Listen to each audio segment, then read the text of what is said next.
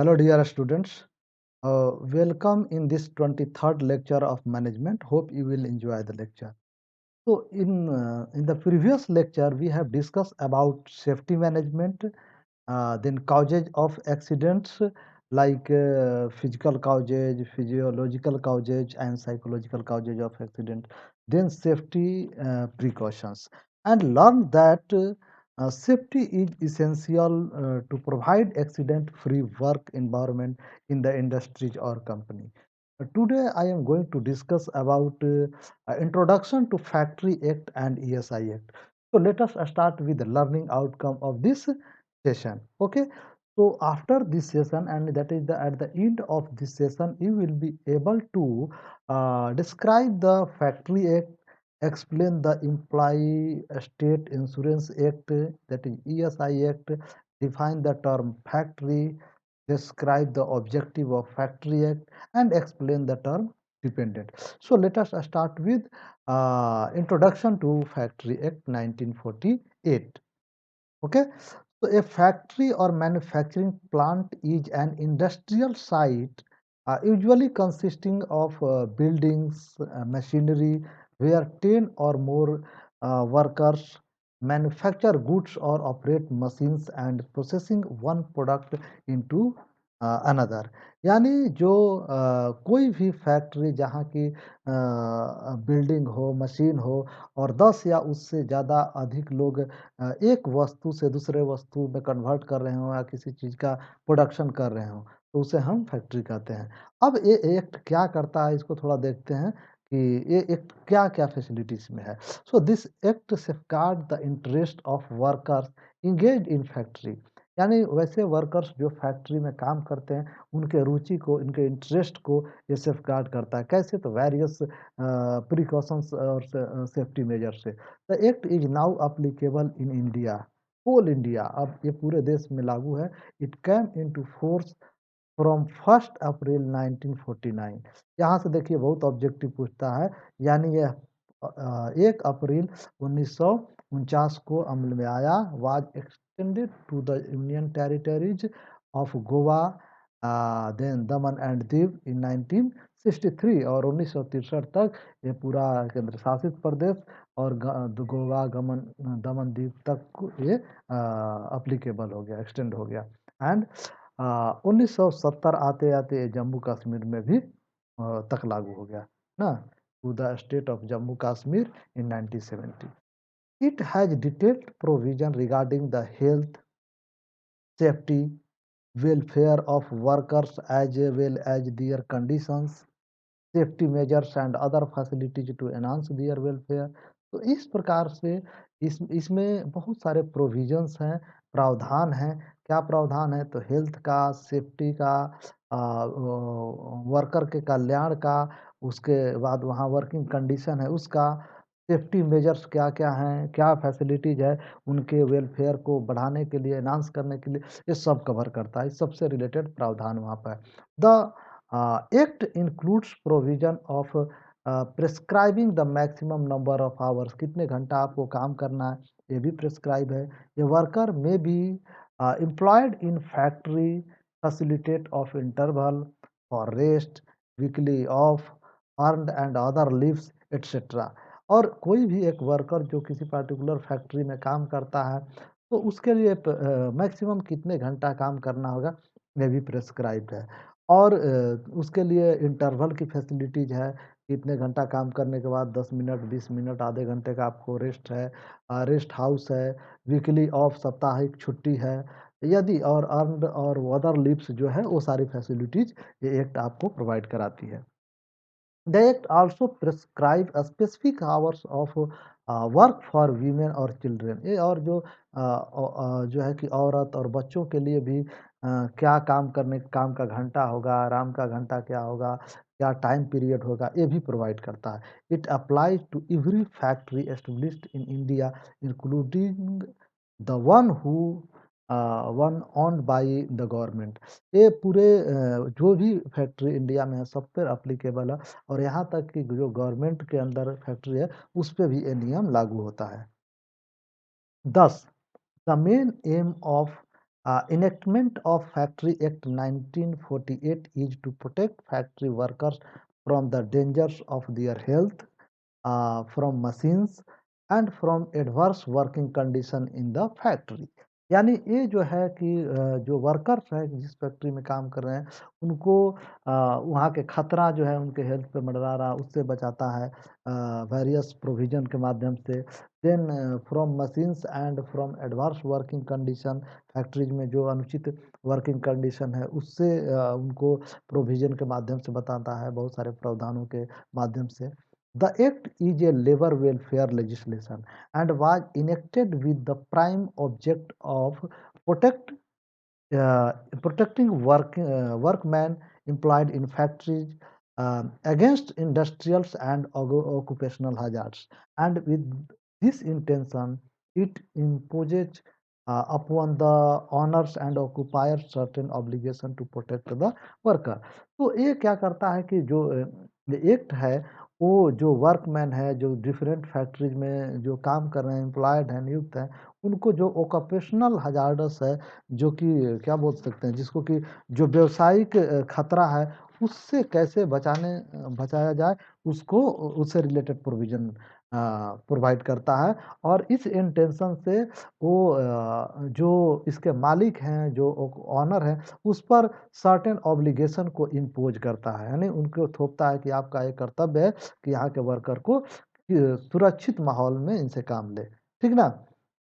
उसके बाद जो है कि the act is enforced by the state government through their factory inspectorates. It also empower the state government from rules so that the local condition prevailing in the states are appropriately reflected in the enforcement. तो इस तरीके से जो ये act है वो कहीं न कहीं जो है कि स्टेट गवर्नमेंट भी अपने फैक्ट्री में जाँच-उपरांत इसको अमल में ला सकती है। यहाँ तक कि इसको ये प्रोवाइड करता है कि स्टेट गवर्नमेंट खुद का इस पे अपने लोकल जो कंडीशन है उसके अकॉर्डिंग रूल्स बना सकती है और उसको अमल में ला सकती है। अब कवरेज ऑफ एक्ट, अब ये एक्ट क्या कवर करता है? Factories using power and employing 10 or more workers on any working day of preceding 12 month। वो फैक्ट्री जो पावर यूज कर रही है और जहाँ पिछले 12 महीने से 10 या उससे अधिक लोग वर्क कर रहे हैं वहाँ पे अप्लीकेबल। दूसरा, factories not using power and employing 20 or more workers on any working day of preceding 12 month. और वैसे फैक्ट्री जहाँ 20 या उससे अधिक लोग काम कर रहे हैं पिछले 12 महीने से और लेकिन वो पावर यूज़ नहीं करता है, इलेक्ट्रिसिटी का पावर यूज़ नहीं कर रहा है, ये वहाँ भी एप्लीकेबल है। और वैसे factories specially notified under the section 85 of factories act by the state government और यूनियन टेरिटरीज़। और वैसे फैक्ट्री जो है कि सेक्शन 85 में मेंशन है और उस उसके ऊपर भी ये एप्लीकेबल है, वो भी इसके अंदर आता है। अब ऑब्जेक्टिव क्या है इस एक्ट का? to protect the workers from being subject to unduly long hours of bodily strains and manual labors। तो ये क्या करता है कि जो मजदूर हैं, मजदूर ज़्यादा देर से काम करते हैं तो उससे शारीरिक तनाव और जो मैनुअल श्रम है तो लंबे घंटे काम करने से उनको शारीरिक तनाव हो जाता है, तो उससे भी ये बचाने में मदद करता है उनको। दूसरा है कि to provide employees should work in healthy and sanitary conditions and precautions should be taken for their safety and for their the prevention of accident। यानी ये कह रहा है कि जो कोई भी ये क्या करता है कि जो लोग वहाँ काम करते हैं, जो कर्मचारी हैं, उनका स्वास्थ्य और स्वच्छता की स्थिति में उनको काम करना चाहिए और इस तरीके के प्रोविज़न प्रोवाइड करता है कि वो taken their safety and for prevention of accident, जो कि उनको किसी दुर्घटना होने से बचाया जा सके। तो इस पे ये इसका ऑब्जेक्टिव है। दूसरा है कि रेगुलेट द लेबर एंड तीसरा है कि regulate the labour and protect the workers from being exploited. यानी जो श्रम है उनको नियंत्रित करना तथा श्रमिकों को जो शोषण से बचाना इसका है। उद्देश्य है, ठीक ना? This act is applicable to any factory in which 10 और more than 10 workers are working. और ये फैक्ट्री एक्ट वहाँ भी अप्लीकेबल है जहाँ 10 या 10 से ज़्यादा लोग काम कर रहे हैं। अब मेन प्रोविजन इस एक्ट में क्या है, इसको ध्यान से आप समझ लीजिएगा, क्या-क्या कवर करता है एक्ट, क्या इसके मूल प्रावधान है। The main provision of Factories Act 1948 is to ensure adequate safety, okay, the measures, adequate safety measures, and to promote the health, safety and welfare of workers employed in factory. ये जो है कि ये पहला देखता है कि जो वर्कर जहाँ काम कर रहे हैं वहाँ पर्याप्त सुरक्षा के उपाय किए गए हैं कि नहीं। फिर उसको प्रमोट करता है, उसको ज़्यादा बढ़ावा देता है कि उनके हेल्थ, सेफ्टी और वर्कर के कल्याण से रिलेटेड जो भी मेजर्स हैं, उनको जो कि फैक्ट्री में अप्लाइड किए गए हैं। The act also make provision regarding employment of women and young persons with annual leave with wages.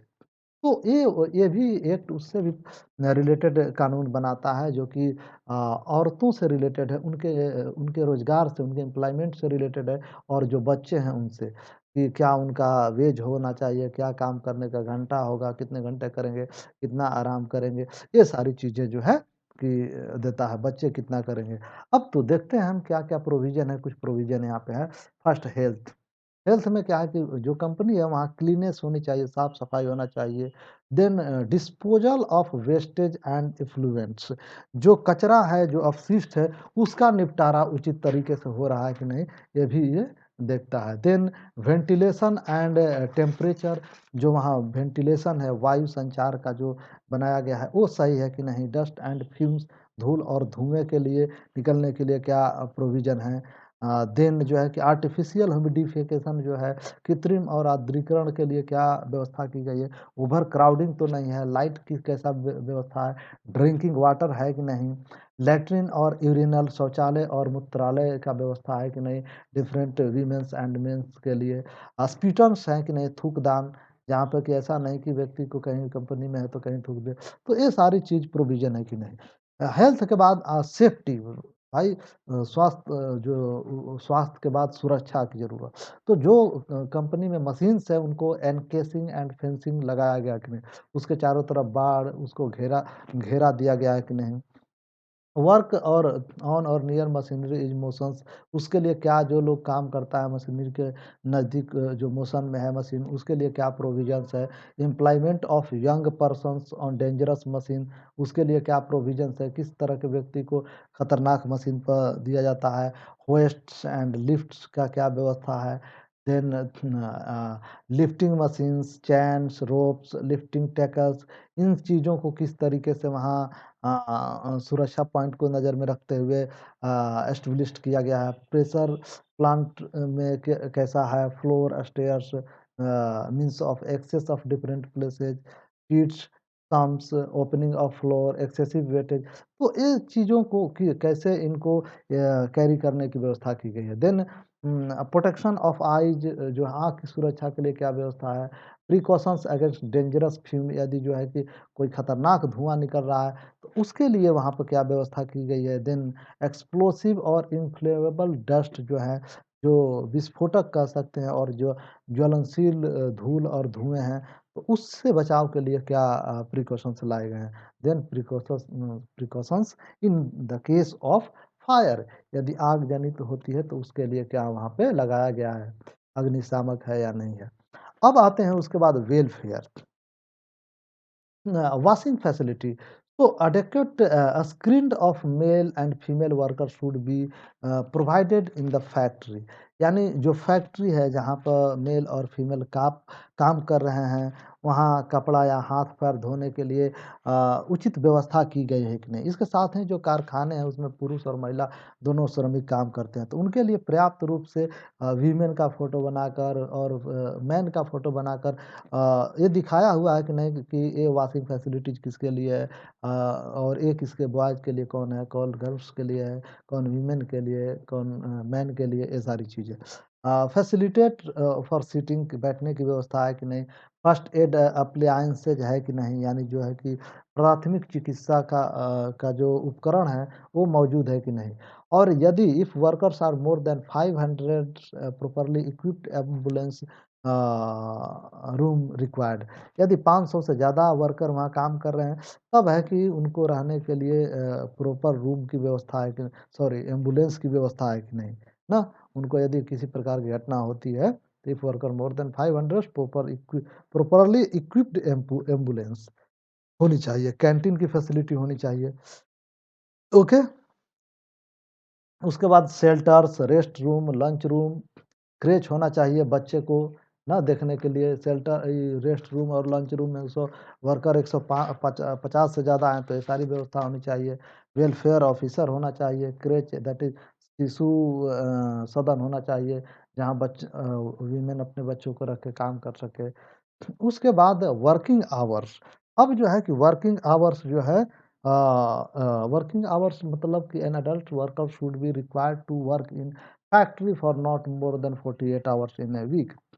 अब जो है कि को ये भी ध्यान रहना चाहिए कि कोई भी वर्कर है, उसका 48 घंटे से ज़्यादा वहाँ काम नहीं लेना उससे।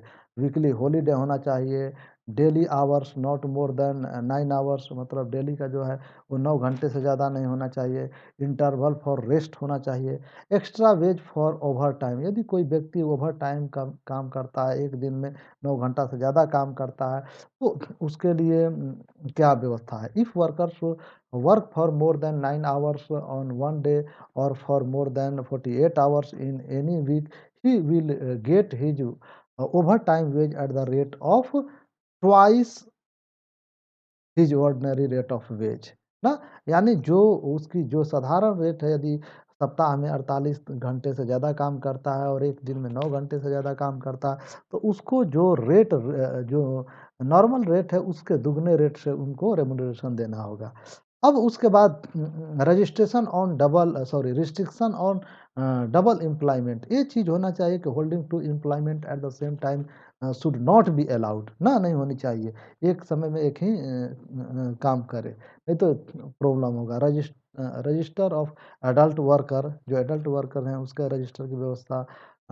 Then restrictions on employment of women, जो वुमेन के एम्प्लॉयमेंट है कंपनी में, उस पे कुछ हद तक रिस्ट्रिक्शन होना चाहिए, जैसे कि आपको 6 से 7 बजे तक ही उनको 6 बजे सुबह से लेके 7 बजे शाम तक काम करने के लिए अलाउड रहता है।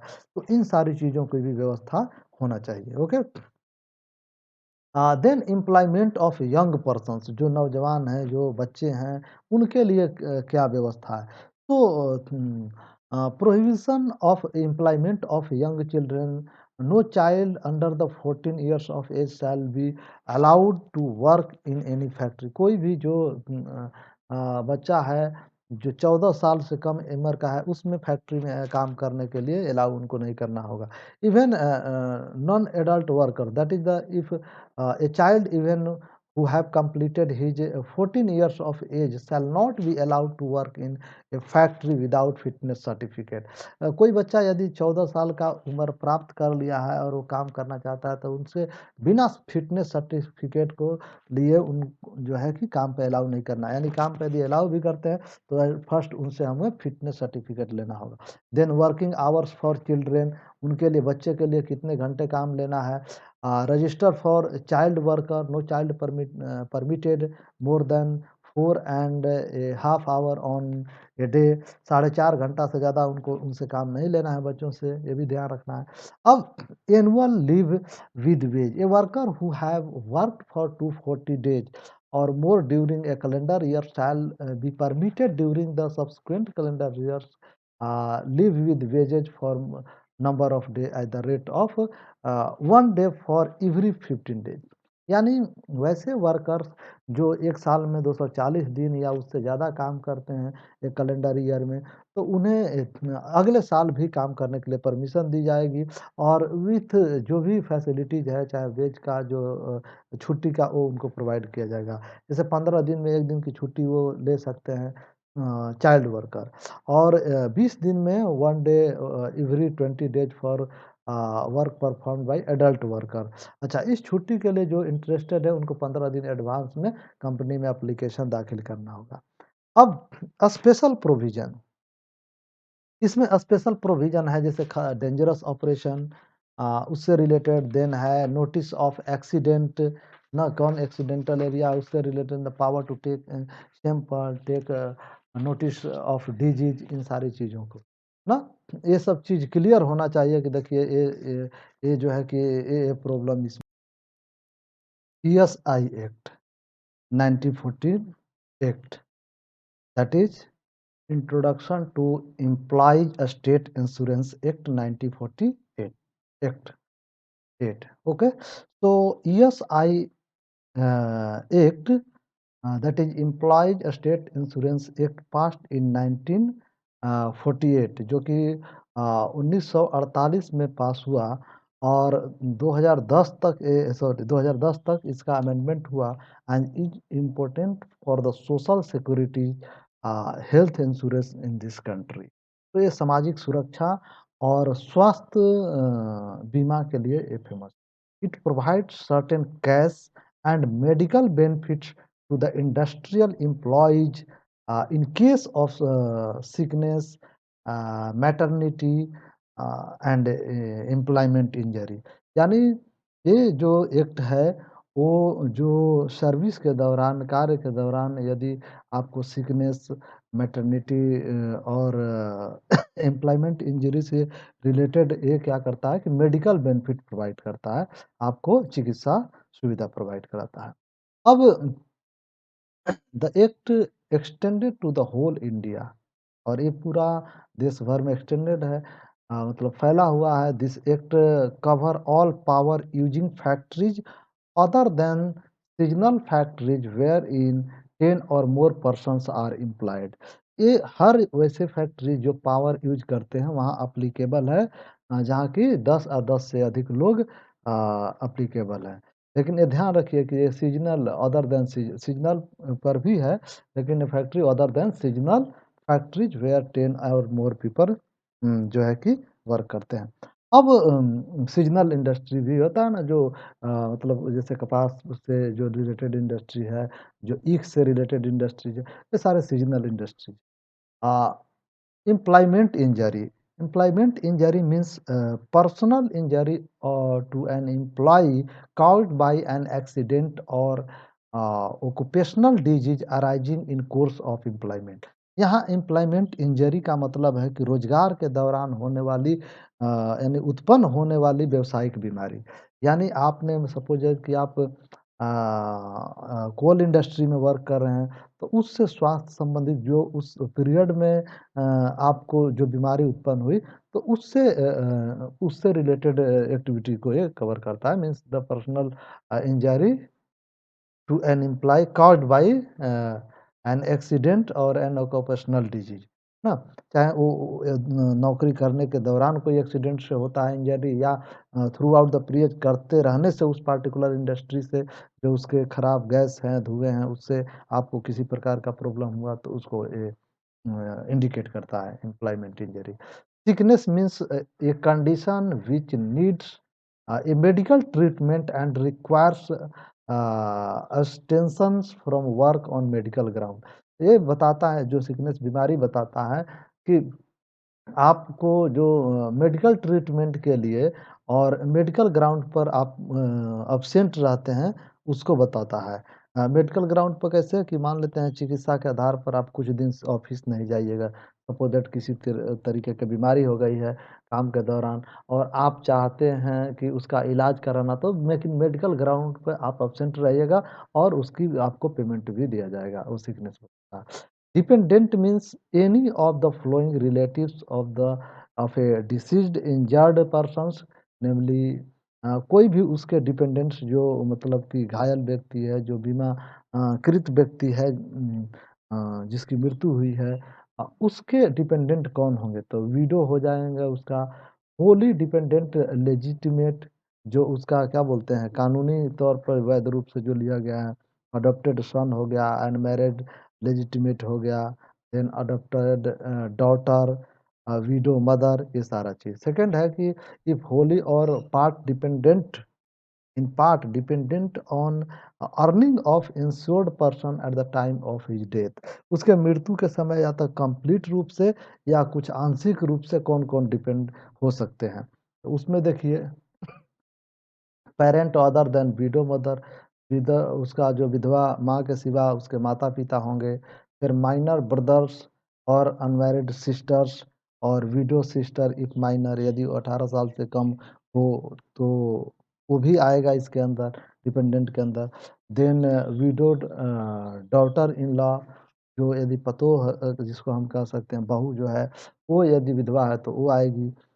ए minor child of deceased son, जो मृत्यु से पहले यदि कोई माइनर चाइल्ड है, 18 साल से कम का बच्चा है, वो इसके अंदर आएगा, ठीक ना? यानी मृत्यु से पहले कोई भी भाई हो, बहन हो या जो भी डिपेंडेंट सन या डॉटर हो, वो आएगा।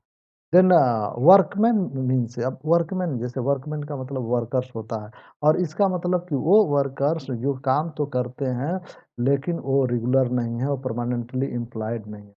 तो पर्सन्स यानी other than one whose employment is casual nature, यानी डेली आए काम किए गए, and who is employed otherwise than for the purpose of employers trade और बिजनेस, जैसे कि railway servant and not permanently employed in any administrative capacity. Permanently employed नहीं है, मतलब वो जो परमानेंट उसकी नियुक्ति नहीं है, लेकिन वो कैजुअल बेसिस पर डेली बेसिस पर आता है, काम करता है। दूसरी तरफ गेटिंग वेज नॉट एक्सीडिंग 500, अब as per month, per month as per act 1923 and 1000 per month as per act modified in 1976। तो वो जो कि कितना प्राप्त करता है, ₹500 पर महीना 1923 के अनुसार, एक्ट के अनुसार, और ₹1000 पर मंथ जो है कि वो 1976 के अनुसार यदि वो प्राप्त करता है, तो वो इसका फ़ायदा लेगा, उसके अंतर्गत आएगा। ठीक ना? अब उसके बाद इसके बेनिफिट्स क्या हैं? तो इसके बेनिफिट्स ये हैं कि benefits provided under the insured persons, जो ये बीमाकृत व्यक्ति को अधिनियम के तहत दिए गए जो लाभ हैं, वो पहला है मैटरनिटी बेनिफिट, यानी मातृत्व लाभ है। उसके बाद जो है कि डिसेबलमेंट बेनिफिट्स, मतलब जो है अक्षमता का लाभ है। देन डिपेंडेंट बेनिफिट, जो उसके आश्रित हैं उनको इसका सुविधा है। देन मेडिकल बेनिफिट है, चिकित्सा का लाभ है। और फ्यूनरल्स बेनिफिट्स यानी अंतिम संस्कार करने का लाभ है। तो इस प्रकार इस लेक्चर में हम लोग क्या पढ़े during this session we have briefly discussed about factory act and Employee State Insurance Act, that is ESI Act, and learn that both of the act have been introduced to safeguard the interest of workers and their dependents. In the case of accidents and other hazardous situations, introduction of Workmen Compensation Acts and Industrial Dispute Act would be discussed in the next lecture. यानी यहाँ पे sorry, ये तो हम अगले lecture में discuss करेंगे। यहाँ जो है कि ये बताता है कि वर्कर को वर्कर्स जो हैं उनको किस तरीके से एक्सीडेंट और किसी भी जो हज़ार्डस सिचुएशन ना आए, ना किसी प्रकार का जोखिम का खतरा ना आए, उससे बचाने के लिए सारा प्रोविज़न इसके अंदर है, जिसको हम लोगों ने डिस्कस किया, ठीक ना? अब ये वर्कमैन कंपनसेशन एक्ट और इंडस्ट्रियल डिस्प्यूट एक्ट को हम लोग नेक्स्ट लेक्चर में डिस्कस करेंगे। अब इसके आधार पर ये पूरा क्वेश्चंस है, आप इसको सॉल्व करके अपने लर्निंग को आप चेक कीजिए, और एक ग्लॉसरी है, कुछ यदि ना समझ में आए तो यहाँ आप पढ़ लीजिएगा। ओके, तो इसी के साथ इस लेक्चर को हम अंत करते हैं। ओके, तो thank you for your patience.